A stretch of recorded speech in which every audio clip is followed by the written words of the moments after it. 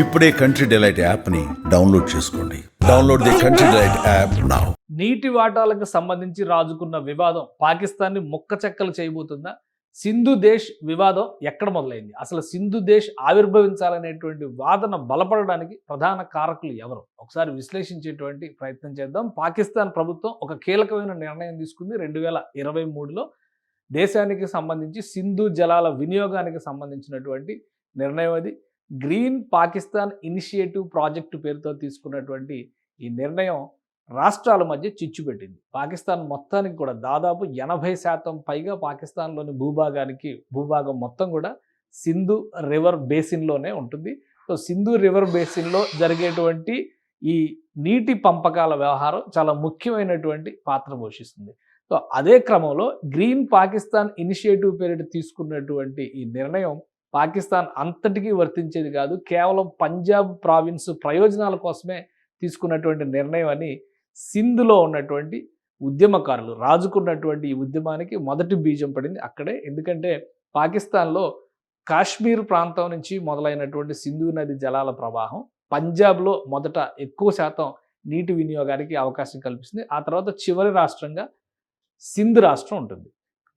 నది పేరు రాష్ట్రానికి ఉన్నప్పటికీ కూడా నీటి చుక్కలు అందేటువంటి పరిస్థితి కూడా లేదనేటువంటి ఆందోళన సింధు ప్రజల్లో రోజు రోజుకి బలపడుతూ వచ్చింది. ఎప్పుడైతే ఈ గ్రీన్ పాకిస్తాన్ ఇనిషియేటివ్ ప్రాజెక్ట్ని అనౌన్స్ చేయడం, దేశానికి సంబంధించిన ప్రధానమంత్రి షాబాజ్ షరీఫ్ ఒకవైపు, మరోవైపు ఆర్మీ చీఫ్గా ఉన్నటువంటి ఆసిఫ్ మునీర్, వీళ్ళిద్దరూ కలిసి చేసి ఈ ఒప్పందాన్ని ప్రజల ముందర తీసుకొచ్చేటువంటి ప్రయత్నం చేశారు. ఆ క్షణం నుంచి సింధ్ ప్రావిన్స్లో ఆగ్రహ జ్వాలలు రాజుకున్నాయి. అప్పటికే సింధ్ దేశ్ నినాదంతో ఉద్యమాలు చేస్తున్నటువంటి కీలకమైన జై సింధ్ ముతాహిదా మహజ్ JSMM ఈ సంస్థ మరింత ఒక అడుగు ముందుకు వేసి స్వతంత్ర సింధు దేశం కావాల్సిందే, పాకిస్తాన్ నుంచి మేము వేరుపడాల్సిందే అనేటువంటి నినాదాన్ని తీసుకుని ప్రజల్లోకి వెళ్ళింది. సో ఇది క్రమక్రమంగా బలపడుతూ వచ్చింది. భారత్ పాకిస్తాన్ మధ్య రాజుకున్నటువంటి వివాదం నేపథ్యంలో అటు బలూచిస్తాన్, ఇప్పుడు సింధు కూడా తాజాగా రగిలిపోతున్నటువంటి పరిస్థితి. ఈ గ్రీన్ పాకిస్తాన్ ఇనిషియేటివ్ ఏంటి, దాన్ని విశ్లేషించేటువంటి ప్రయత్నం చేద్దాం. పాకిస్తాన్ అంతర్గత మీడియా, అంతర్జాతీయ మీడియా ప్రచురించినటువంటి కథనాల ఆధారంగా దీన్ని ఎక్స్ప్లెయిన్ చేసేటువంటి ప్రయత్నం చేస్తాం. ఎందుకంటే ఇది చాలా కీలకమైనటువంటి ప్రాజెక్టు పాకిస్తాన్కి సంబంధించి. అల్ జజీరా ఇది పాకిస్తాన్కి ఫేవర్గా వార్తలు రాసేటువంటి ఒక మీడియా సంస్థ, అంతర్జాతీయ మీడియా సంస్థ. సో ఇక్కడ రాసినటువంటి why is Pakistan's new canal project sparkling water shortage fears, ఎందుకు ఈ కొత్త ప్రాజెక్టు పాకిస్తాన్లో ఆందోళనలకు కారణమవుతుంది. మొత్తం 6 కాలువల్ని నిర్మించేటువంటి ప్రణాళికని ఈ గ్రీన్ పాకిస్తాన్ ఇనిషియేటివ్ కిందన చేపడుతుంది పాకిస్తాన్ ప్రభుత్వం. కానీ 6 కాలువలు కూడా పంజాబ్ ప్రావిన్స్ పరిధిలోకి వచ్చేటువంటి ప్రాంతాల్లోనే నిర్మించబోతుంది. సో ఇదే అసలు సమస్యకి కారణమైంది. పంజాబ్ ప్రావిన్స్ని సస్యశ్యామలం చేసి సింధ్ని ఎండబెట్టేటువంటి కుట్ర ఇందులో ఉందనేది ప్రధాన అభియోగం. దానికి సంబంధించినటువంటి డీటెయిల్స్ ఒకసారి మనం చూద్దాం. ఇది మునీర్ అహ్మద్ అలానే పాకిస్తాన్ ప్రధానమంత్రి షాబాజ్ షరీఫ్ ఇద్దరూ కలిసి green Pakistan initiative inaugurated by honourable prime minister of Islamic republic of Pakistan 2023లో ఇది ఆవిష్కరించారు, జూలై 10వ తేదీన. సో అప్పటి పిక్చర్ ఇది. దీనికి సంబంధించినటువంటి క్లారిటీ, $3.3 బిలియన్, అంటే 945 బిలియన్ రూపాయలు పాకిస్తాన్ కరెన్సీ. ఇది రూపీస్ అంటే ఇండియన్ కరెన్సీ కాదు. సో మనం అది కూడా ఒక క్లారిటీ కోసం చెప్తున్నా. ఈ నిర్ణయం $3.3 బిలియన్ అంటే ఇది అతి పెద్ద ప్రాజెక్ట్ కాబోతుంది పాకిస్తాన్కు ఉన్నటువంటి బడ్జెట్ స్థాయిని బట్టి చూసినా కానీ. సో ఇక్కడ ఆసిమ్ మునీర్, ప్రైమ్ మినిస్టర్ షాబాజ్ షరీఫ్ 2023లో ఆవిష్కరించినటువంటి ప్రాజెక్ట్ ఇది. దీని ద్వారా జరిగేటువంటి ప్రయోజనాలు కూడా ఇక్కడ వివరించారు. దీనిలో ఒకసారి చూద్దాం. Inaugurated by Munir. అయితే మొత్తం కెనాల్ ప్రాజెక్ట్ ఇది ఒక mega project. Critics say the mega project which aims to build canals across Pakistan's 4 provinces would cause water shortages. So 4 ప్రావిన్స్లకు ఇస్తామనేటువంటి మాటతో చెప్పారు, కానీ మొత్తం అది జరిగేటువంటి అవకాశం లేదనేదే ఇప్పుడు చెప్తున్నటువంటి ఆందోళన. The most populous province for its power house of Pakistan's agriculture. ఇది పంజాబ్ని గురించి మునీర్ చేసినటువంటి వ్యాఖ్యలు. Punjab the most populous province, ప్రస్తుతం పాకిస్తాన్లో ఉన్నటువంటి అత్యధిక జనాభా కలిగినటువంటి ప్రావిన్స్ పంజాబే. ఆధిపత్యం విషయంలో కూడా అటు రాజకీయ పదవులు కావచ్చు, ఇటు సైనిక పదవులు కావచ్చు, అన్నిట్లో కూడా పంజాబ్‌కు చెందినటువంటి వ్యక్తుల ఆధిపత్యమే ఎక్కువగా ఉంటుందనేటువంటి అభిప్రాయం ఉంది. So, power house of Pakistan's agriculture adding the military would continue its support for countries economic growth. So, military కూడా దానికి కావాల్సినటువంటి సహాయాన్ని చేస్తుందనేటువంటి మాట ఆయన ఆ రోజు చేసినటువంటి ప్రకటన ఇది. సో, దీని వలన జరిగినటువంటి ఈ మెగా ప్రాజెక్ట్ తీసుకొచ్చినటువంటి అనర్థాలు ఏంటంటే చాలా కీలకమైనవి. Numerous protests have taken place in the southern province of Sindh since the project was announced. ఈ ప్రాజెక్ట్ అనౌన్స్ చేసినప్పటి నుంచి కూడా దీనిపైన ఆందోళనలు జరుగుతూనే ఉన్నాయి. సింధ్ ప్రావిన్స్లో ప్రధానంగా ఈ ఆందోళనలు జరుగుతున్నాయి. Why have people protested in Sindh, దీనికి సంబంధించి కూడా ఒక క్లారిటీ ఇచ్చారు. ఇక్కడ ఉన్నటువంటి అంశాలను బట్టి చూస్తే ఈ since the government announced it's intention to develop canals on the Indus, the countries largest river and water life line, thousands of people including women and children have taken to the streets. అంటే Sindh province లో జరుగుతున్నటువంటి అల్లర్ల గురించి ఆ రోజే mention చేశారు. ఇది 2023లో జరిగినటువంటి పరిణామాల తర్వాత ఏర్పాటైంది. So, Sindh depends on water from Indus river system for drinking as well as agriculture purpose. మొత్తం మీద ఈ ఈ 2 ఏళ్లుగా జరుగుతున్నటువంటి ఆందోళనలు, గత దశాబ్దాలుగా ఉన్నటువంటి అసంతృప్తి, పాకిస్తాన్లో పంజాబ్ ఆధిపత్యం పైన ఉన్నటువంటి అసంతృప్తి, దాని ఫలితంగా రాజుకున్నటువంటి విషయం. ఇంకా ఇందులో చాలా డీటెయిల్గా ఉంది. ఇది చాలా పెద్ద రిపోర్ట్ ఇది. అయితే మనకు కావాల్సినటువంటి అంశాలు నేను ఎక్స్ప్లెయిన్ చేసేటువంటి ప్రయత్నం చేస్తాను. 37% ఇక్కడ agriculture is the backbone of Pakistan's economy, contributing nearly 25% of its gross domestic product and providing 37% of its employment. So, Pakistan ఖచ్చితంగా అగ్రికల్చర్ మీద ఆధారపడి ఉండేటువంటి పరిస్థితి ఉంది.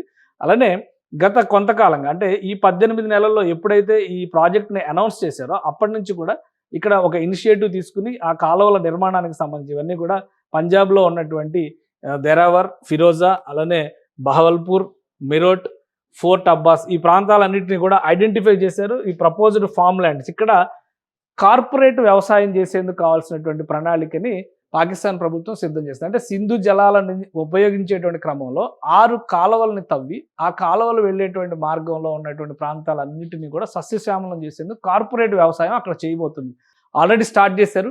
ఆ ఇనిషియేషన్లో ఆధారంగానే ఈ ప్రాజెక్ట్ ఈ రిపోర్ట్ని రాశారు. 18 నెలల్లో జరిగినటువంటి పరిణామాలు 4.8 million acres of barren land, అంటే ఇన్ని ఎకరాలు 4.8 అంటే 48 లక్షల ఎకరాల భూముల్ని ఇక్కడ మొత్తం కూడా బ్యారన్ ల్యాండ్స్ని సస్యశ్యామలం చేయాలనేది వీళ్ళ టార్గెట్.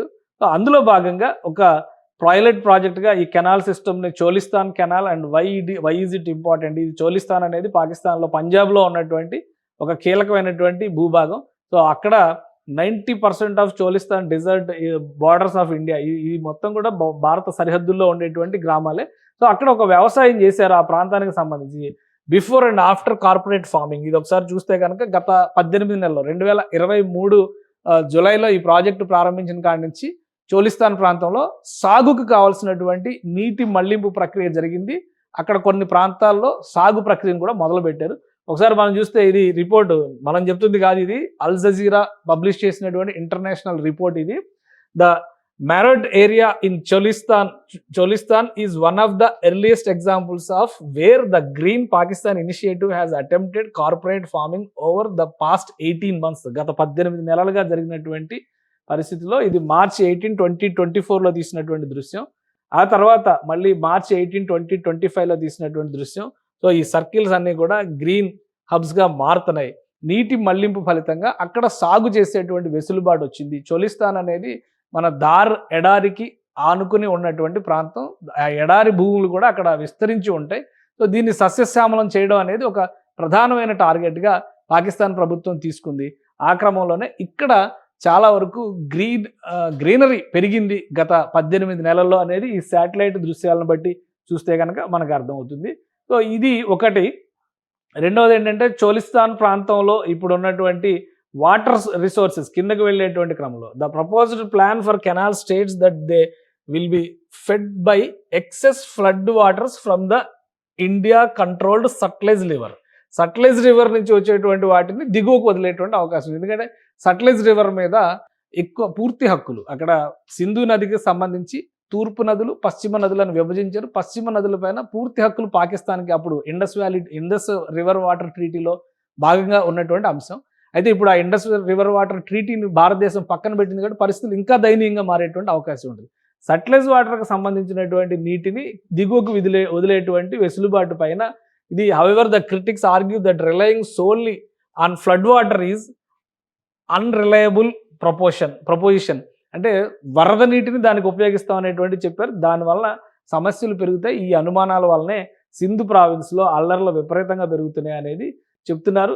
మొత్తం ఈ కెనాల్ సిస్టమ్ ఏ విధంగా proposed Cholistan canal system Cholistan canal system is one of 6 canals planned by Green Pakistan Initiative. 176 kilometers has 3 branches with a total capacity of 4,120 cusics of water. However, many farmers in Sindh object that construction, saying it could affect their access to water. అది అసలు main point ఏంటంటే ఈ ఇష్యూలో ఈ చోలిస్తాన్ canal అనేది Sutlej river నుంచి వచ్చేటువంటి అదనపు జలాలు, వరద జలాల వినియోగం కోసం కడుతున్నట్టుగా అది కూడా 176 కిలోమీటర్ల దూరం నిర్మించేటువంటి కెనాల్ ఇది. ఇది కట్టిన తర్వాత సింధు నది నుంచి సింధు రాష్ట్రానికి వచ్చేటువంటి నీటి వనరులు అపారంగా తగ్గిపోతాయి అనేటువంటి అనుమానం అక్కడ ఉన్నటువంటి రైతాంగానికి విపరీతంగా ఉంది. సో దాని ఫలితంగానే ఒక్కొక్కటిగా ఈ ఆందోళన పరంపర రాజుకుంది. దాన్ని ఇప్పుడు పరాకాష్ఠని పాకిస్తాన్ ప్రభుత్వం చవి చూస్తుంది. సో ఈ కెనాల్కి సంబంధించినటువంటి ప్లానింగ్ ఏ విధంగా ఉంది అది కూడా ఇందులో ఈ డేటాలో ఇచ్చారు. ఒకసారి మనం చూస్తే కనుక మొత్తం చోలిస్తాన్ కెనాల్ ఇది 4,200 క్యూసిక్స్ వాటర్ తీసుకొస్తుంది. మరోడ్ బ్రాంచ్ ఇది 1300 క్యూసిక్స్ వాటర్ తీసుకొస్తుంది. ఇక్కడేమో దెరావర్ బ్రాంచ్ 1,700 క్యూసిక్స్ వాటర్ తీసుకొస్తుంది. చోలిస్తాన్ ఈస్ట్ కెనాల్ 3,14,000 ఏకర్స్కి ఇక్కడ ఇది నీటి మళ్లింపు అనేది జరుగుతుంది. మొత్తం మీద మరోట్, ఫోర్ట్ అబ్బాస్ ఈ ప్రాంతాలన్నీ కూడా చోలిస్తాన్లో 4 లక్షల ఎకరాలని సస్యశ్యామలం చేస్తుంది. చోలిస్తాన్ అనేది పూర్తిగా ఒక ఎడారి ప్రాంతం అనేటువంటి అభిప్రాయం ఉంది. అలాంటి ఎడారి ప్రాంతాన్ని సస్యశ్యామలం చేసేందుకు సింధు ప్రావిన్స్ని ఎండబెట్టేటువంటి కుట్ర జరుగుతుంది అనేది ప్రధానమైనటువంటి అభియోగం. సింధు ప్రావిన్స్ పూర్తిగా సింధు నది జలాలపైన ఆధారపడి సాగు కానీ, మత్స్యకారులు బతికేటువంటి పరిస్థితి కానీ, తాగునీటికి సంబంధించినటువంటి అవసరాలు కూడా పూర్తిగా దీనిపైనే ఆధారపడి ఉంటాయి. సో వీటన్నిటిని కూడా దెబ్బతీయడం ద్వారా పాకిస్తాన్లో ఉన్నటువంటి ప్రభుత్వం కేవలం పంజాబ్ రాష్ట్ర ప్రయోజనాలే లక్ష్యంగా ప్రస్తుతం పనిచేస్తుంది అనేది ప్రధానమైనటువంటి ఆరోపణ. ఒకసారి అసలు పాకిస్తాన్ జాగ్రఫీ చూద్దాం మనం. ఇది ఎలా ఉంటుంది, ఎక్కడి నుంచి నది ఎలా వస్తుంది అనేది కూడా దీంతో మనకి క్లారిటీ వస్తుంది. సో ఇది పాకిస్తాన్ మ్యాప్. ఒకసారి మనం పాకిస్తాన్ మ్యాప్లో క్లారిటీ చూస్తే కనుక ఈ గ్రీన్ ఏరియా అంతా కూడా ఇది పంజాబ్ ప్రావిన్స్. ఇప్పుడు మనం చెప్పినటువంటి చోలిస్తాన్ ప్రాంతం అంతా కూడా ఈ ప్రాంతంలో ఉంటుంది. ఈ బహవల్పూర్ ఈ ప్రాంతం అంటే ఇది ఆల్మోస్ట్ ఇండియా బార్డర్ అనమాట. ఇండియాకి రాజస్థాన్ దగ్గరకు వచ్చేటువంటి ప్రాంతం ఇది. సో సింధ్ రాష్ట్రం పంజాబ్ తర్వాత ఇక్కడ ఉంటుంది. సో ఇక్కడ వచ్చేటువంటి క్రమంలో సింధు రాష్ట్రంలోనే ఇక్కడ అరేబియా సముద్రంలో సింధు నది జలాలు కూడా కలుస్తాయి. కానీ ఈ జమ్మూ కాశ్మీర్లో మొదలైనటువంటి సింధు నది దీనికి మధ్యలో అనేక ఉపనదులు జీలం, చీనాబ్, అలానే సట్లెజ్, రావి, బియాస్ ఇవన్నీ కూడా ఇక్కడ పంజాబ్ దగ్గరే కలుస్తాయి. ఈ నదులన్నీ కలిసిన తర్వాత ఒక మహానదిగా ఇక్కడ రూపాంతరం చెందుతుంది. ఇక్కడ ఈ మార్గంలో వెళ్ళిపోయేటువంటి దాన్ని ఇప్పుడు కాలువల రూపంలో ఈ ప్రాంతానికి మళ్లింపు. ఇదే గ్రీన్ పాకిస్తాన్ ఇనిషియేటివ్ అనేది చెబుతుంది. సో దిగువన ఉన్నటువంటి రాష్ట్రం కాబట్టి సింధ్ రాష్ట్ర ప్రయోజనాలు అనేది ఒక ప్రధానమైనటువంటి సమస్యగా మారిపోయింది. దీనిపైనే అక్కడ పుట్టినటువంటి ఆందోళన చివరికి జై సింధ్ ముతాహిద్ మహజ్ కింద మారిపోయింది. JSMM పేరుతో అతిపెద్ద ఆందోళనగా రూపాంతరం చెందుతుంది. ఇండియా పాకిస్తాన్ మధ్య ఉద్రిక్తతల సమయం తర్వాత నుంచి సింధులో దీనిపైన ఆందోళనలు మరింత పెల్లుబికాయి. అటు బలూచిస్తాన్లో ఆందోళనలు, ఇటు ఖైబర్ పఖ్తూన్వాలో ఆందోళనలు, ఇక్కడ ఆక్రమిత కాశ్మీర్లో ఆందోళనలు. కేవలం పంజాబ్ రాష్ట్రం సస్యశ్యామలంగా ఉండడం కోసం పాకిస్తాన్ మొత్తాన్ని కల్లోలిత ప్రాంతంగా మార్చేస్తుంది షాబాజ్ షరీఫ్ ప్రభుత్వం అనేటువంటి ఆరోపణ పాకిస్తాన్లో ఉన్నటువంటి పౌర హక్కుల ఉద్యమకారులందరూ చేస్తున్నటువంటి వాదన. సో ఇప్పుడు ప్రభుత్వం ఏ విధంగా స్పందిస్తుంది? మిలిటరీని ఉపయోగించి ప్రజల ధన మాన ప్రాణాలు పోయినా పర్వాలేదని చెప్పని ముందడుగు వేస్తుందా, లేదా సింధ్ దేశవాదుల వాదనకి కట్టుబడి పాకిస్తాన్లో ఉన్నటువంటి అన్ని రాష్ట్రాలని సమానంగా చూసే విధంగా తన వ్యూహంలో, వైఖరిలో మార్పులు తెస్తుందా అనేది ఆలోచించాల్సినటువంటి అంశం. మొత్తం మీద గ్రీన్ పాకిస్తాన్ ఇనిషియేటివ్ పేరిట పాకిస్తాన్లో ఉన్నటువంటి 4 రాష్ట్రాలని సస్యశ్యామలం చేస్తామని చెప్పినటువంటి పాకిస్తాన్ ప్రభుత్వం కేవలం పంజాబ్ ప్రయోజనాల కోసం మాత్రమే పనిచేస్తుందని మిగతా ప్రావిన్సులు వాళ్ళందరూ అభిప్రాయపడుతున్నారు. కాబట్టి ఇప్పుడు బలమైనటువంటి ఉద్యమాలు రూపుదాల్చుకుంటున్నటువంటి పరిస్థితి ఉంది. ఈ బలమైన ఉద్యమాలు కనుక మరింత బలోపేతం అయితే పాకిస్తాన్ ఏకంగా 4 ముక్కలయ్యేటువంటి అవకాశం చాలా స్పష్టంగా కనిపిస్తుంది. పాకిస్తాన్ అని పేరు పెట్టుకునేటువంటి ప్రాంతం కేవలం పంజాబ్గానే మిగిలిపోయేటువంటి పరిస్థితి ఉంది. ఎందుకంటే ఇటు బలూచిస్తాన్ ప్రత్యేక దేశం వాదన చేస్తుంది. సింధు దేశ్ అని చెప్పని వీళ్ళు ఆల్రెడీ పేరు, జెండా అన్నీ రెడీ చేసుకున్నారు. బలూచిస్తాన్ జాతీయ గీతం కూడా పెట్టుకుని ఆల్రెడీ రిపబ్లిక్ ఆఫ్ బలూచిస్తాన్ అనేటువంటి ప్రకటన కూడా చేసేసుకుంది. సో ఇక్కడ ఒక బలమైనటువంటి వాదన నిలబడి ఉంది. ఇటు గిల్గిట్ బల్టిస్తాన్ ప్రాంతంలో అంటే పిఓకేలో ఉన్నటువంటి గిల్గిట్ బల్టిస్తాన్ ప్రాంత వాసులందరూ కూడా నిన్నగాక మొన్న లండన్లో బ్రిటన్లో ఉన్నటువంటి పాకిస్తాన్ ఎంబసీ ముందున పెద్ద ఎత్తున ఆందోళన చేశారు. ఇక ఈ ఖైబర్ పఖ్తూన్వాకి సంబంధించినటువంటి ప్రాంతాలపైన ఆఫ్ఘనిస్తాన్ ఆధిపత్యం కోరుతుంది. ఆఫ్ఘన్కి చెందినటువంటి పఖ్తూన్ తెగ ప్రజలు ఎక్కువగా అక్కడ ఉంటారు కాబట్టి వాళ్ళు డిమాండ్ చేస్తున్నారు. సో దీని భవిష్యత్తు ఏంటనేది క్లారిటీ లేదు. దీని భవిష్యత్తు భారత్ వైపు వెళ్తుంది. ఇది స్వతంత్ర దేశంగా మారుతుంది. ఇది ఒక స్వతంత్ర దేశంగా మారితే కేవలం పంజాబ్ ప్రాంతం మాత్రమే పాకిస్తాన్లో, ఇప్పటివరకు వీళ్ళు పాకిస్తాన్ అంటే చాలా పెద్ద దేశంగా కనబడింది, పంజాబ్ ప్రాంతం మాత్రమే. ఇందులోనే ఇస్లామాబాద్ ఉంటుంది, ఇందులోనే రావల్పిండి ఉంటుంది, ఇందులోనే లాహోర్ ఉంటుంది, ఇందులోనే ఫైసలాబాద్ ఉంటుంది, ఇందులోనే సియాల్కోట్ ఉంటుంది, ఇక అన్ని కావాల్సినటువంటి ముల్తాన్ కూడా ఇందులోనే ఉంటుంది. సో మేజర్ సిటీస్ అని చెప్పుకుంటున్నాయి అన్నీ కూడా పంజాబ్లోనే మిగులుతాయి. కాబట్టి కేవలం పంజాబే భవిష్యత్ పాకిస్తాన్ అవుతుందా అనేటువంటి సందేహాలు అయితే చాలా స్పష్టంగా వస్తున్నాయి. సుమన్ టీవీలో మీ పర్సనల్ అండ్ బిజినెస్ ప్రమోషన్స్ కోసం కింది నెంబర్కి కాంటాక్ట్ చేయండి.